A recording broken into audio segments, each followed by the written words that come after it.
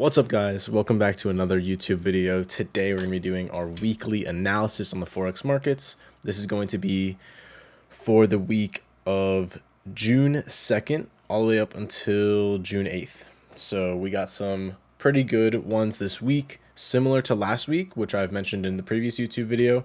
I didn't talk about it too much, but I'm going to go more in depth today on those two pairs that I'm going to talk about, and also a little bit about a trade that I placed last week. So let's get into the charts and let's see what we got. Before we look into the pairs that I want to talk about this week, I want to just quickly talk about the two moves that I potentially missed out last week, but also the move that I got last week as well. So I was talking about AUD USD last week in my last YouTube video. I mentioned that it's going to come down. It's likely to bounce off of this area of interest. We have the EMA coming up. We have market structure. Definitely could have gotten into a position here, but I wasn't really willing to take it simply because it's Friday, right? I normally, if a Friday's coming up, I don't like to force a trade, because if I want to hold a trade more than a day or two, then it forces me to hold it throughout the weekend, and I just don't like holding it throughout the weekend. So basically, it was Friday, it was Thursday night. I knew that, this might have a potential to bounce off this area, but I wasn't really willing to risk it at this point. It was kind of the end of the week. I kind of wanted to just be done for the week with trading. I don't want to force anything if I don't like how the setup is looking. But basically what happened is the move happened. My entry would have been right around here. After this 1 hour move upwards, would have waited for some type of retracement, put a limit order right around this fib number of 0.618. It would have almost tapped into our entry and could have yielded us a 2.23, but it didn't. But I didn't even place the limit order anyway, so it wouldn't have mattered. But I wanted to show where my entry would have been, where my stop loss would have been. My take profit would have been up here on this 4 hour body close, kind of up at these upper wicks. So it would have been about a 1 to a 2.2, about 1 to 2, whatever you kind of close it at. Then you could have gotten into another position down here once it retraced back into this area of interest, creating a nice double bottom. What you could have done is, place a position right around here, but I didn't like this position simply because I wasn't awake during London session, so I couldn't really catch it, but I would have liked to see a better shift of structure, if anything, because it just kind of came down and then just came straight back up. There was no, it just did this, like it's kind of hard to catch a move when it does something like that. I would have liked to see something like this, right? This would have been a lot more clean. It would have been a little bit more confluence to us taking a buy position. It didn't happen, but it's okay. I got in on this position though. This was the second position that I did catch. The 4 hour was looking good, simply because we were bouncing up. I saw these 4 hour wicks kind of rejecting our other area of interest. We were kind of jiggling around this 4 hour EMA, which wasn't the greatest, but it's okay because we had a clean shift of structure on the 1 hour, right? We created these tops. Actually, it was the 30-minute, sorry. We created these lows. We broke the 30-minute shift of structure, and then we came back. I placed our limit order right at the support area of the 30-minute shift of structure, also towards this supply zone.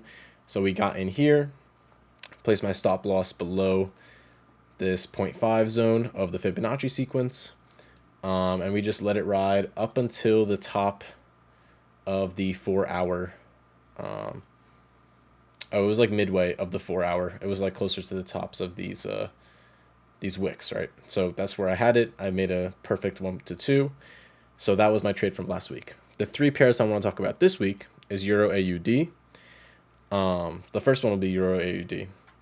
What I will be looking for this week is a simple 4 hour break below these wicks, come back, tap into our area of interest, tapping our 4 hour EMA, and then continuing the trend downwards. Weekly is bearish. Daily is technically bullish. But we are rejecting, I really like how we are rejecting this kind of move downwards from the week. So that's why, even though this is bullish, I feel like it does confluence as also bearish somewhat. And then the 4 hour will be bearish as well once we break below these bottom wicks and these lower things, everything will start to shift bearish on the lower time frames. So I would just be waiting for the week to come down, make some type of low, come back, retest this area of interest, and then look for the sell position. You could have your stop loss above this Fibonacci zone, but you do risk a lot of money, not money, but your trade from a 1 to 2.5 ish down to a 1.3. So it kind of diminishes the value of your trade, but it is a bit riskier. So you just got to be careful. Less risky if you're up here, more risky if you're here. GBP CAD, I've been talking about this one for weeks. So please, if you don't understand how this trade is working out, you could go ahead and watch my other previous YouTube videos. I explain it, I think, a little bit better in the one from 2 weeks ago, or maybe it was like a week ago.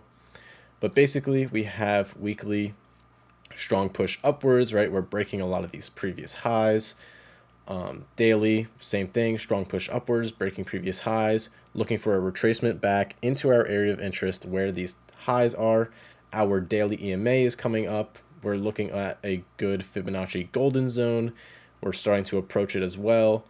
So what you want to be looking for here is a bounce from this area of interest specifically. I would like a bounce from these kind of highs here. Looking left.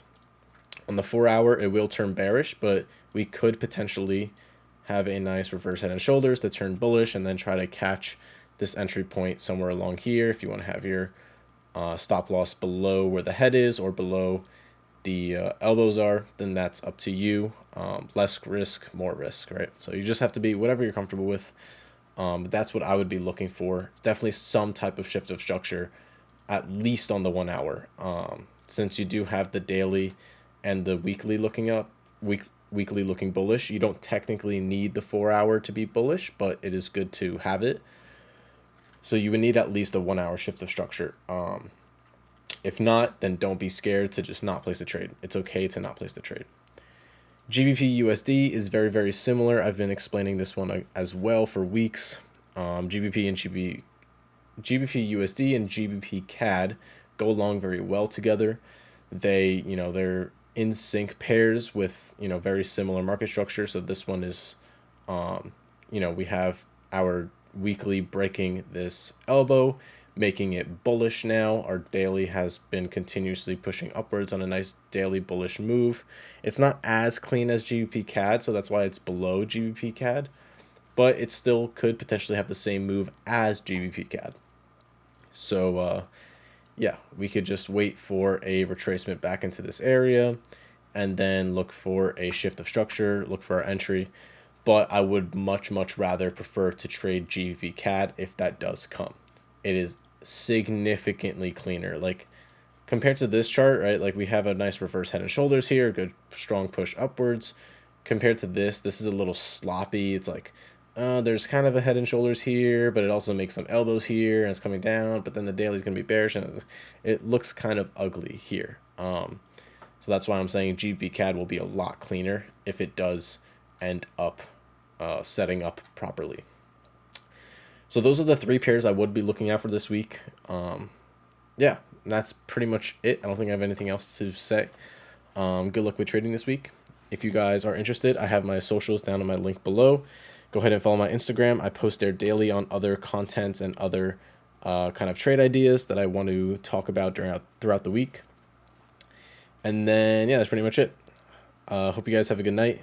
Don't forget to leave a like and a subscribe and a comment so I could get more views. Have a good one. Peace, guys.